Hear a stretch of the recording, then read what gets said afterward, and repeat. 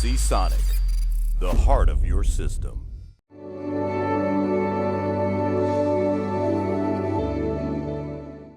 Hello, Vaughan here from KitGuru. This is my review of the Asus TUF Gaming M5 mouse and K5 keyboard. So let's start with the mouse. So the TUF Gaming M5 comes in at a respectable £23 here in the UK. Overall, the design is clean and simple without any overly aggressive gaming styled edges. Starting at the front of the mouse, has quite a long shallow angle across the buttons, but soon transfers into this comfortable ergonomic curve at the rear portion here, which tapers off quite steeply past the bright RGB illuminated winged TUF logo. The main body is a smooth metallic gunmetal colour plastic, which has been finished in a durable abrasion and sweat resistant coating.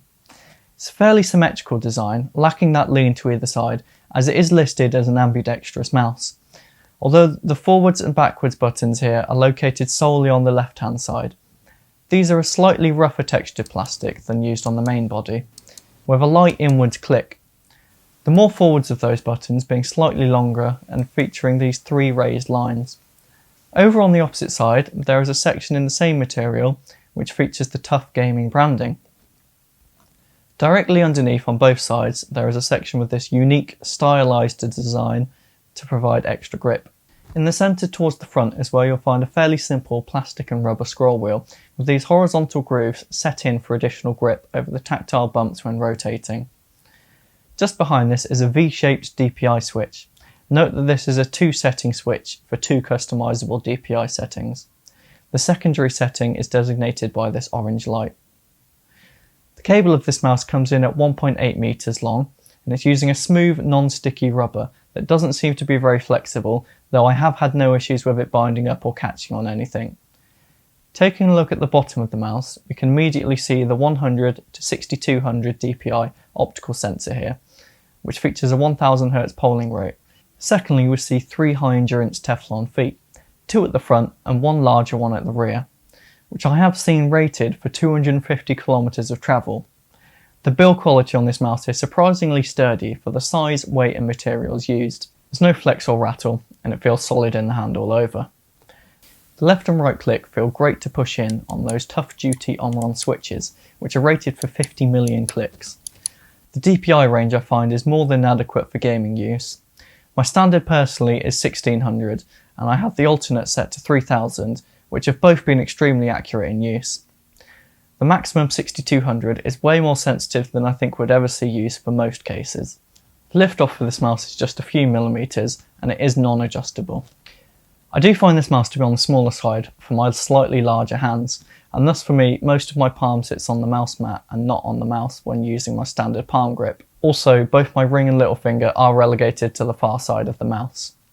I would say this makes this mouse more suited to smaller hands or more of a claw style grip, though being small and using lightweight materials, coming in at just 85 grams, means it is very manoeuvrable and has suited me quite well in fast-paced FPS titles such as Overwatch and Counter-Strike.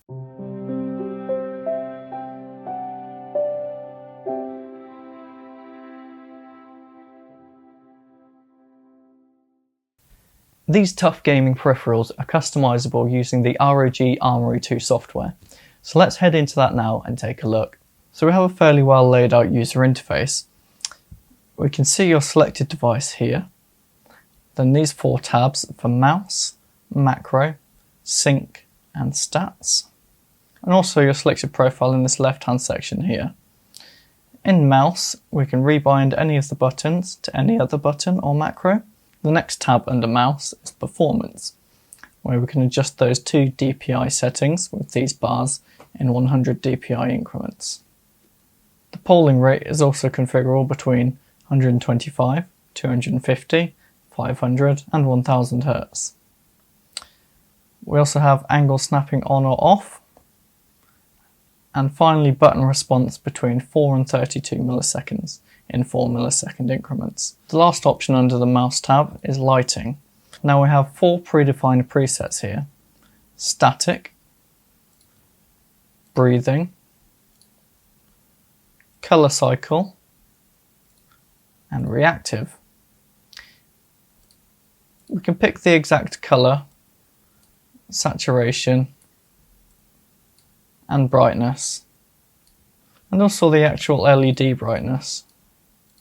The same setting also goes for the breathing effect, which is just going to pulse in and out of the chosen colour.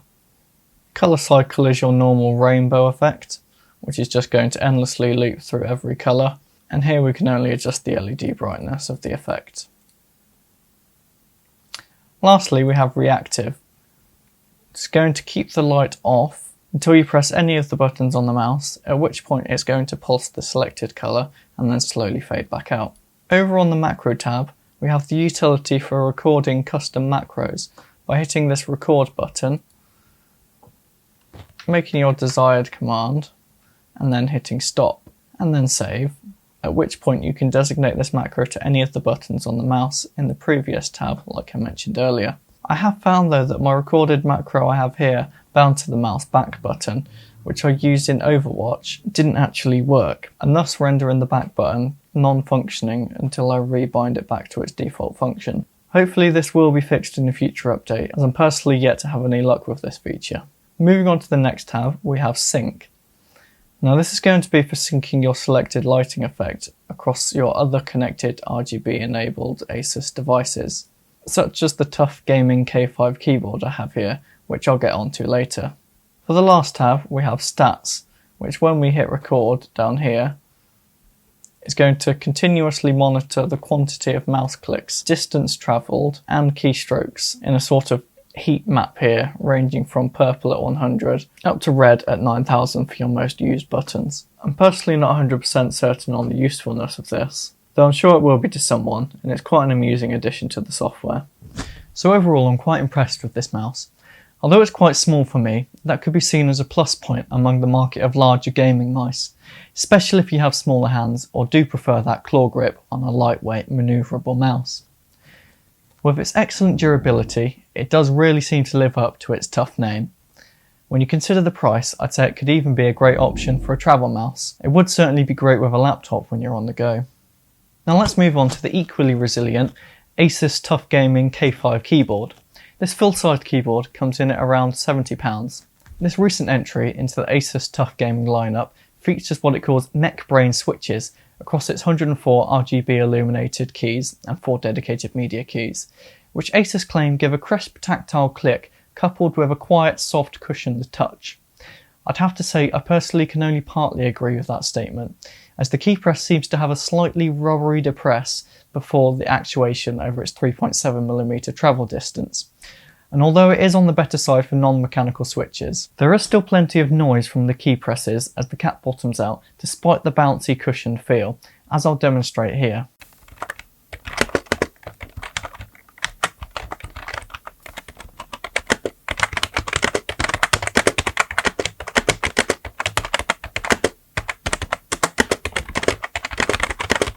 Despite the sound and feel, they are still perfectly responsive with the 100% anti-ghosting and 24 key rollover, which makes sure your presses retain a reliable outcome from the 47 gram actuation. The legend is fairly large and bold in a gamer style squared font, which is large enough to let plenty of that coloured light through, though I do feel like that light is being somewhat diminished by the rubber on the underside. The keys are recessed into the body in more of a razor style, and thus there is little to no light spill from the side or underneath the keycaps. This may also make cleaning a little bit of a difficult job. Underneath those keycaps we can see those squishy rubber domes I described earlier. You can also see there's certainly some movement there. Also the underside of the keycaps, which have this rather long stem here. In looks, its body is a dark grey lightly textured plastic. It has angled corners and a gentle slope towards the user, and a generously sized, surprisingly comfortable built-in wrist rest section, which is approximately 70mm from the keys to the edge across the whole length of the body. Speaking of the body, this keyboard features a specialised coating with spill resistance that Asus claim is able to withstand not just abrasion and sweat, but a spillage of up to 60ml of liquid, which is quite impressive and certainly gives weight to the toughness claimed by its name. Up top we see that TUF winged logo shining brightly in all the rainbow colours in the middle of this glossy black plate with a grey lined design. To the left of it we can see those media keys, light brightness level in 4 levels and off, mute, volume down and volume up, To the right of the logo, there are 5 orange LED indicators for numlock, caps lock, scroll lock, macro recording state, and Windows key lock. As far as build quality goes, I can see a little bit of flex in the main chassis and hear a slight plasticky rattle inside when I give it a little tap.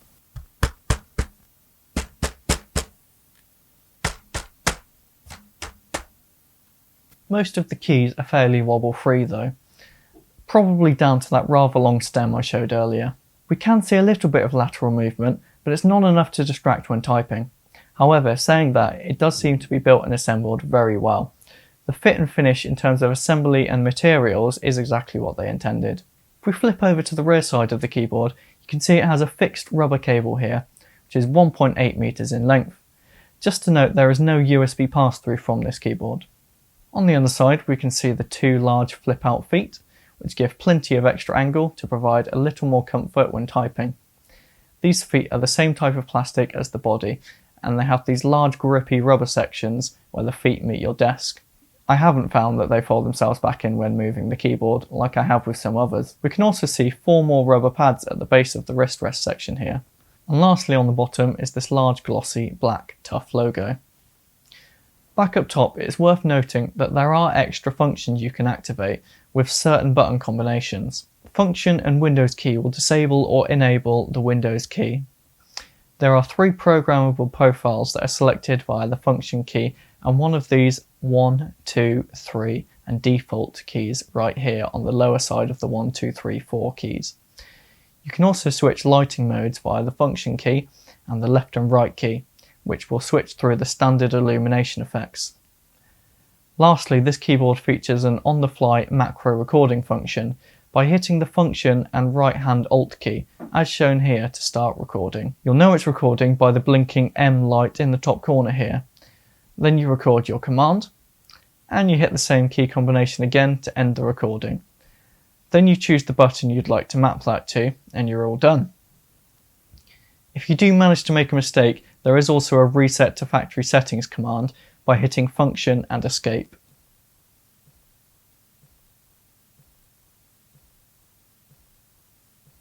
Now it's time to take a look at that ROG Armoury software we saw earlier for the customization options available for the keyboard this time. Within the keyboard tab, we'll have access to the lighting functions, or mostly the same choices as with the companion mouse. Static, breathing, colour cycle, or one different effect, the wave. The last of the lighting effects is custom. Though this keyboard lacks individually addressable keys, it does have 5 lighting zones which you can select and set to your desired effect. Unfortunately, when it comes to customization, there's not a huge amount of options other than speed, brightness and colour.